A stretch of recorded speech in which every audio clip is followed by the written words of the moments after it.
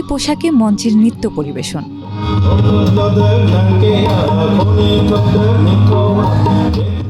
কেউ কেউ মেতেছেন গানে, আবার কেউ জুম পাহাড়ের বাঁশি সুরে।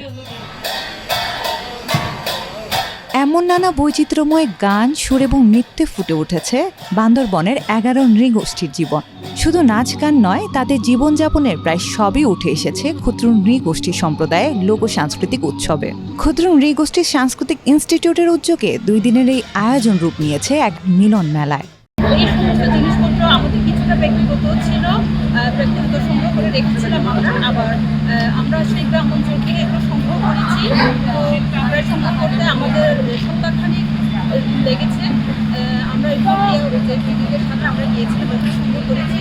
আর হচ্ছে এগুলো আমাদের দৈনন্দিন জীবনে এগুলো ব্যবহার করি। আজকে খুবই ভালো লাগতেছে এখানে কেএসআই অর্থাৎ ক্ষুদ্র নৃগোষ্ঠী সাংস্কৃতিক ইনস্টিটিউট এখানে প্রথমত দেখতে পাচ্ছি বিভিন্ন জনগোষ্ঠীর বিভিন্ন আদিবাসীদের পোশাক, বিভিন্ন জিনিসপত্র যেটা দৈনন্দিন জীবনে ব্যবহার করা হয় সেসব জিনিস।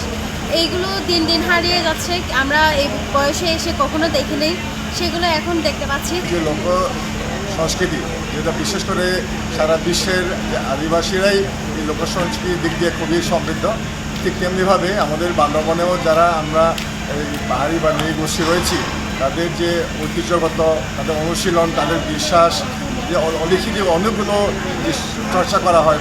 অপসংস্কৃতির প্রসার ঠেকাতে এবং পাহাড়ি সংস্কৃতিকে সবার মাঝে ছড়িয়ে দিতে এই ধরনের উৎসব দারুণ ভূমিকা রাখতে পারে বলে মনে করেন দর্শনার্থীরা। সংরক্ষণ ও পরিচর্যার অভাবে পাহাড়ি সংস্কৃতি যা কিছুই বিলুপ্ত হয়েছে সেগুলোর পুনরুদ্ধার চেষ্টা চালানোর আহ্বান তাদের। আজকে উৎসবে হচ্ছে আমাদের স্টল দেওয়া, আমাদের এই স্টলে হচ্ছে আপনারা পাওয়া যাচ্ছে, আপনাদের জন্য পাওয়া যাচ্ছে হচ্ছে আমাদের ব্যাগ, তারপরে হচ্ছে মেয়েদের কাপড়, তারপরে হচ্ছে বাচ্চাদের প্যান্ট শার্ট। এখানকার যে ঐতিহ্যবাহী যে ইনস্ট্রুমেন্ট আছে, আমাদের ঐতিহ্যবাহী যে কালচারালি যে জিনিসগুলো আছে, ব্যবহৃত জিনিস বলি বা আমাদের যে কালচারালি যেগুলো আমরা আমাদের ব্যবহার করি আমরা মিউজিক্যাল ইনস্ট্রুমেন্টগুলো, তো সেগুলো আমরা চাই আসলে এটা সবার জনগণের কাছাকাছি চলে আসুক বা এখনকার জেনারেশন সেটা বুঝতে পারুক, জানতে পারুক এবং এটার ব্যবহারটা শিখতে পারুক, সেটা আমরা চাই। শুধু সাংস্কৃতিক আয়োজন নয়, এই উৎসবে ঠাঁই পেয়েছে বান্দরবনের 11 নৃগোষ্ঠী মানুষের দৈনন্দিন জীবনে ব্যবহৃত নানা পণ্য।